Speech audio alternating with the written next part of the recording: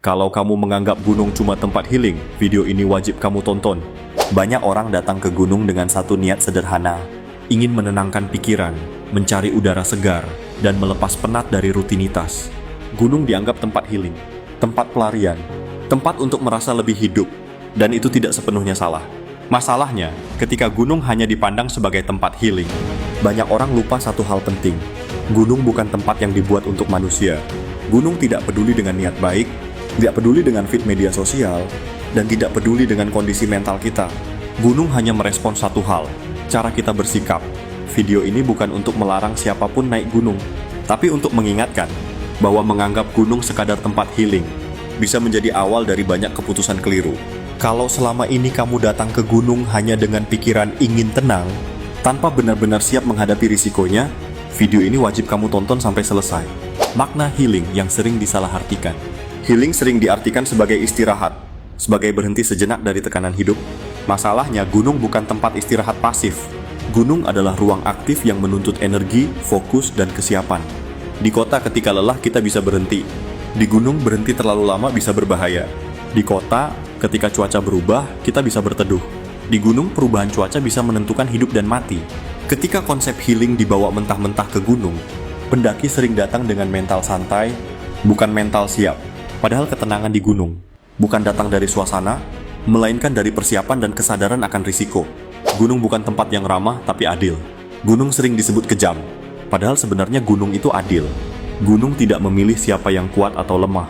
Gunung hanya merespons tindakan. Kalau kamu datang dengan persiapan matang, gunung memberi ruang untuk pulang dengan selamat.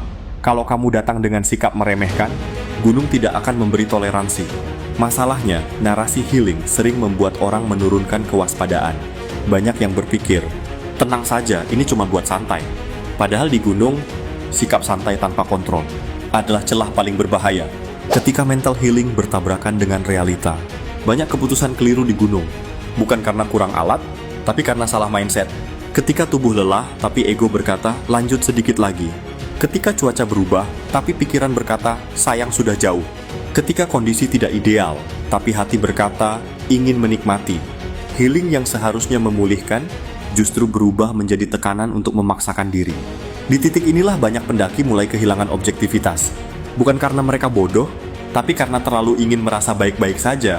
Gunung tidak mengenal konsep healing. Gunung hanya mengenal kondisi dan konsekuensi. Ketenangan palsu di alam terbuka. Ada satu jebakan besar di gunung. Ketenangan palsu. Pemandangan indah membuat orang lengah. Udara sejuk membuat rasa aman palsu. Kesunyian membuat bahaya terasa jauh. Padahal justru saat segalanya terasa tenang, banyak ancaman mulai muncul tanpa disadari. Dehidrasi datang pelan. Hipotermia datang tanpa suara. Kelelahan menumpuk tanpa peringatan keras. Healing yang tidak dibarengi kesadaran sering membuat pendaki terlambat membaca tanda-tanda ini. Healing yang sehat di gunung itu seperti apa? Healing di gunung bukan berarti santai tanpa batas. Healing yang sehat justru lahir dari sikap hormat. Hormat pada medan, hormat pada cuaca, hormat pada kemampuan diri sendiri. Pendaki yang benar-benar pulang dengan pikiran lebih jernih, bukan yang memaksakan puncak, tapi yang mampu mengambil keputusan rasional. Healing bukan soal sampai mana, tapi soal bagaimana pulang. Gunung bisa menenangkan kalau kita datang dengan kesadaran, bukan pelarian. Pesan untuk penonton, tidak ada yang salah dengan mencari ketenangan. Tidak ada yang salah dengan ingin healing. Yang berbahaya adalah ketika gunung dianggap solusi instan untuk masalah hidup. Gunung bukan tempat menyembuhkan luka batin. Gunung hanya ruang yang memperbesar apa yang kita bawa. Kalau kita datang dengan ego, ego itu akan diuji. Kalau kita datang dengan ketidaksiapan, itu yang akan muncul. Tapi kalau kita datang dengan kesadaran, gunung bisa mengajarkan banyak hal.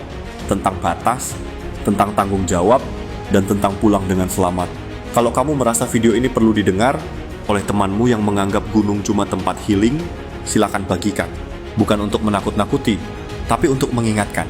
Karena di gunung, yang paling penting bukan konten, bukan puncak, tapi kesadaran untuk pulang hidup-hidup.